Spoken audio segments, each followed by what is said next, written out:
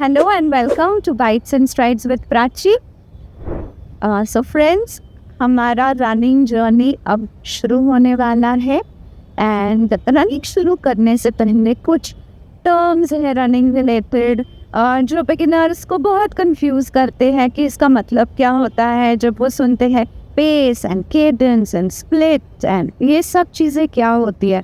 तो आज हम बिल्कुल सिंपल तरीके से इन टर्म्स को समझेंगे। तो before you start your run, अगर आप ये टर्म्स के साथ अपडेटेड है तो आपको बिल्कुल कोई परेशानी नहीं होगी एंड कौन से फैक्टर्स पे आपने ध्यान देना है वो आपको बिल्कुल समझ में आएगा। तो सबसे पहले हमें पता होने चाहिए रनिंग में कौन कौन से यूनिट्स यूज़ होते हैं। तो बेसिकली दो सिस्टम्स है, एक है इम्पीरियल और एक है मेट्रिक। तो इम्पीरियल में जो डिस्टेंस है ना वो माइल्स में मेजर होता है और मेट्रिक में हम किलोमीटर्स में डिस्टेंस मेजर करते हैं। तो इंडिया में हम नॉर्मली 1 किलोमीटर 10 किलोमीटर इस तरह से बात करते हैं। तो माइल और किलोमीटर में फ़र्क कितना होता है या उनका रिलेशनशिप क्या है। तो 1.6 किलोमीटर्स मतलब 1 माइल होता है। ओके, तो फिर अगला टर्म है पेस। मैं इस पेस से भाग रही हूँ, मैं उस पेस से भाग रहा हूँ। 5 का पेस अच्छा होता है या 7 का पेस अच्छा होता है। तो पेस क्या होता है कि 1 किलोमीटर दौड़ने के लिए आपको कितना समय लग गया। तो अगर मैं बोलती हूँ कि मैं 1 किलोमीटर 7 मिनट में भाग लेती हूँ, राइट, तो मेरा पेस हुआ 7। कोई और है मेरी फ्रेंड जो बिल्कुल 5 के पेस से भाग रही है, तो मतलब वो 5 मिनट में 1 किलोमीटर का डिस्टेंस पूरा कर रही है। तो पेस कौन सा अच्छा हुआ? कम टाइम वाला, बराबर है। हाँ, इसी तरह एक और बहुत ही इम्पॉर्टेंट टर्म है रनिंग में जिसको हम बोलते हैं केडेंस। केडेंस का क्या मतलब होता है कि आप 1 मिनट में कितने स्टेप्स भागते हो। ओके, अच्छा केडेंस क्या होता है?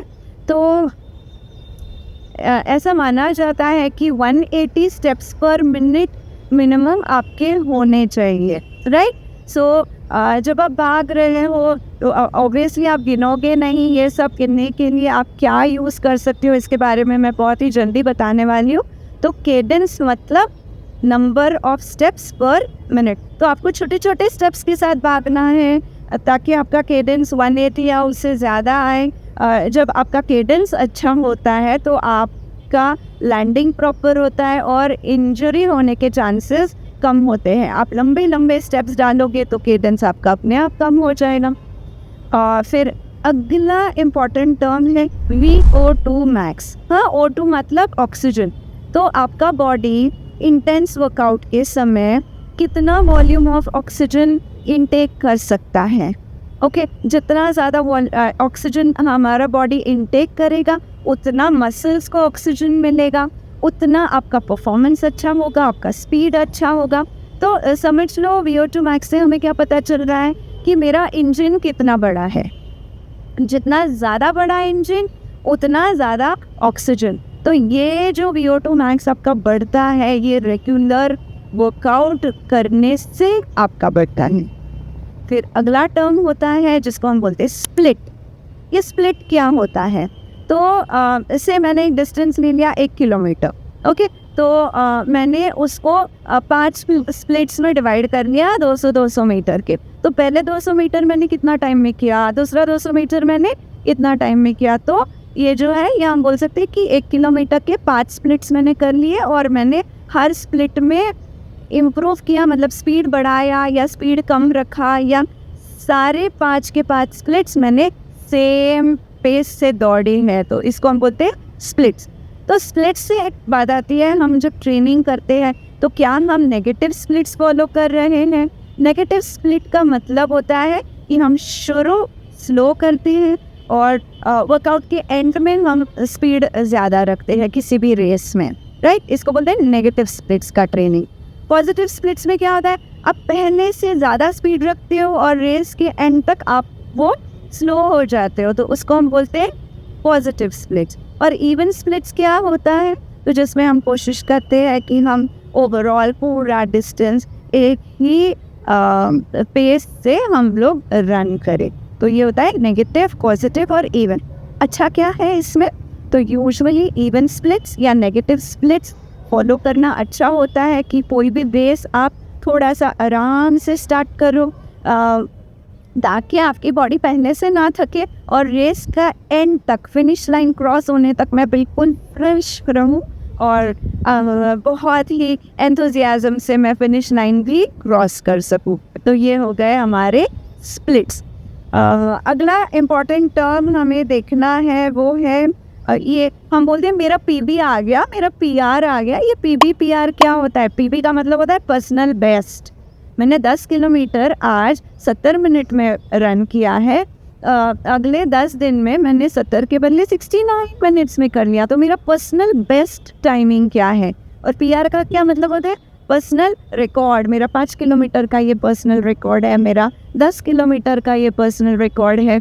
तो ये रेगुलर प्रैक्टिस से आप एक गोल सेट कर सकते हो कि ओके, मैंने पिछले टाइम जो रन किया था उससे क्या मैं कुछ सेकंड से इम्प्रूव कर सकूँ, क्या मैं बेहतर हूँ जो मैं कल थी। इसीलिए ये पीबी या पीआर बहुत ही मायने रखता है।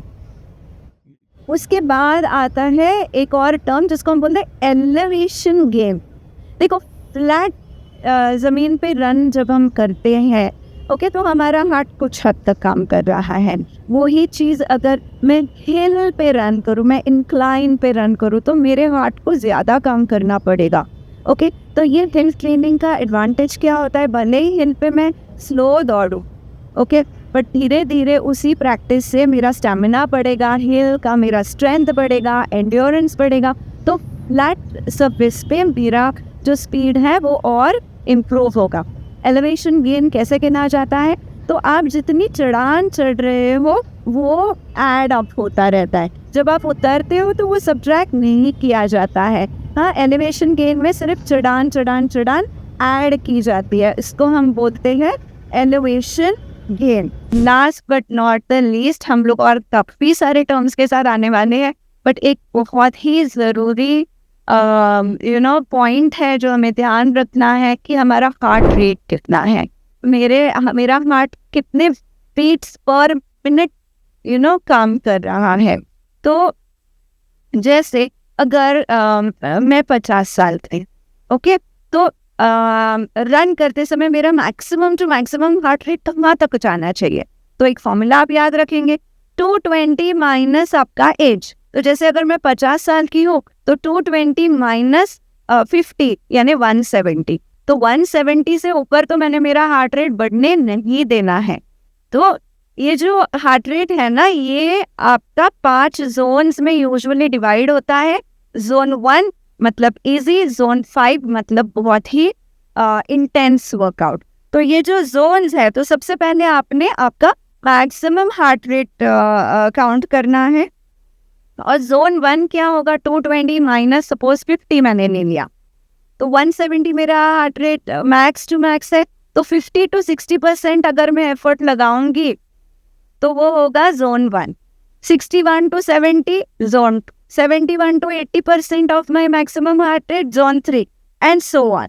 तो जोन 1 में हम कब रन करते हैं? जब हम वार्म अप कर रहे हैं, हम रिकवरी कर रहे हैं। जोन 2 बेसिक एंड्योरेंस वर्कआउट है, लंबे लंबे डिस्टेंसेस भागने हैं, हमने जोन 2 में कोशिश की ओके। फिर जोन 3 यानी कि एरोबिक जोन होता है। जोन 4 मतलब आप थोड़ा पुश कर रहे हो, और जोन 5 मतलब आप पूरी जी जान लगा के आप लोग दौड़ रहे हो या कोई एक्टिविटी कर रहे हो ओके। तो इन सभी जोन्स में हमारा ट्रेनिंग होता है, और बाद में हमें ध्यान में आता है कि अगर मैं एक पर्टिकुलर स्पीड से दौड़ रही हूँ, वही प्रैक्टिस से पहले जो मेरा जोन 5 आता था अब मेरा जोन 4 में शिफ्ट हो गया, या जो जोन 4 आता था वो जोन 3 में शिफ्ट हो गया। मतलब मेरा कैपेसिटी बढ़ा, मेरा स्टैमिना बढ़ा, मेरा हार्ट ज़्यादा एफिशिएंटली काम करने लगा। तो आज हमने ये इम्पोर्टेंट 8 टर्म्स देखे हैं रनिंग के। So see you very soon in the next video. I hope आप लोगों को ये सब कुछ समझ आ गया हो। बाय।